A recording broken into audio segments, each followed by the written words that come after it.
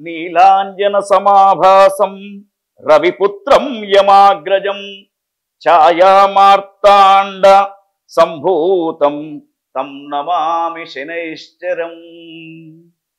City channel ప్రేక్షకులకు విశ్వావసునామ సంవత్సర ఉగాది శుభాకాంక్షలతో 12 రాశులలో చివరి రాశి అయినటువంటి మీనరాశి జాతకాన్ని గమనించినప్పుడు మీనరాశిలో ముఖ్యంగా పూర్వాభాద్ర 1వ పాదం, ఉత్తరాభాద్ర 4 పాదాలు, రేవతి 4 పాదాలతో మీనరాశి ఉంటుంది. మీనరాశి జాతకులు ఈ సంవత్సరం 5 ఆదాయం 5 ఖర్చు, ముగ్గురు మెచ్చుకుంటే ఒకళ్ళు విమర్శిస్తారు. అయితే మీనరాశి జాతకులను చూసినప్పుడు వారికి ఈ సంవత్సరం దాదాపు అనుకూలమైనటువంటి పరిస్థితులు ఏ రంగంలో లేవని చెప్పవచ్చు. ఎందుకంటే గురుగ్రహం 3, 4 స్థానాలు, జన్మంలో శని, తర్వాత రాహుగ్రహం 1, 12, ఒక కేతుగ్రహం మాత్రం 7, 6. అంటే మీలో ఉన్నటువంటి నిపుణతతో ముందుకు వెళ్తూ ఉంటారు, చాకచక్యంతో ఎటువంటి సమస్య వచ్చినా పరిష్కరించుకోగలుగుతారు. అయితే ఇంకో ప్రమాదం ఏమిటంటే మీనరాశిలోనే 29వ తేదీ అమావాస్య రోజున మీనరాశిలోనే షష్టగ్రహ కూటం ఏర్పడుతూ ఉంది.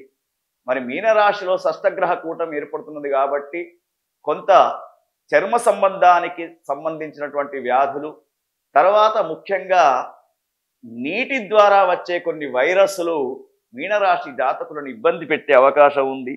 ఎందుకంటే శని భగవాన్ యొక్క అనుగ్రహం కూడా తక్కువ ఉన్నది కాబట్టి మీనరాశి జాతకులు ఈ సంవత్సరం ఉన్న దాంట్లో తృప్తి పడడం, వ్యాపారస్తులే కానివ్వండి, విద్యార్థులే కానివ్వండి, తర్వాత వివిధ ఉద్యోగాల్లో ఉన్నటువంటి యువతి యువకులు దూరపు కొండలు నునుపని చెప్పేసి వేరే వాటికి ప్రయత్నం చేయడం, అది కాకుంటే బాధపడడం చేయకండి. ఎందుకంటే ఈ సంవత్సరం అనుకూలంగా లేదు.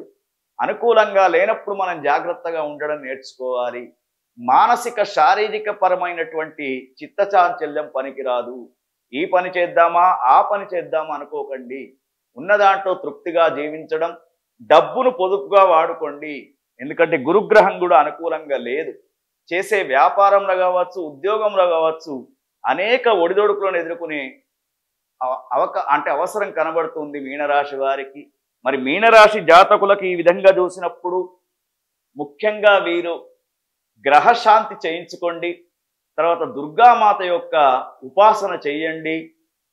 ప్రతిరోజు కూడా గురువు ద్వారా ఒక మూలమంత్ర ఉపదేశం తీసుకొని సుందరాకాండ పారాయణం కూడా మీ గృహాలలో చేసుకుంటే మీనరాశి జాతకులకు వైభవంగా ఉంటుంది. ఇంకా మీనరాశి జాతకులలో ఎవరికైనా వ్యక్తిగతమైనటువంటి అభిప్రాయాలు తెలుసుకోవాలంటే కింద ఉన్నటువంటి నెంబర్ ద్వారా సంప్రదించండి.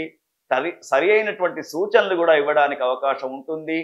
మరి ఈ విధంగా విశ్వావసునామ సంవత్సరంలో మీనరాశి జాతకులు సంవత్సరానికి అనుకూలంగా ఉంటూ జీవితాన్ని వైభవంగా సమర్పించుకోవాల్సిన అంటే గడుపుకోవాల్సిందిగా కోరుకుంటూ ఆ యొక్క భగవంతుని ప్రార్థిస్తూ ఉన్నాం. ఓం తత్సత్.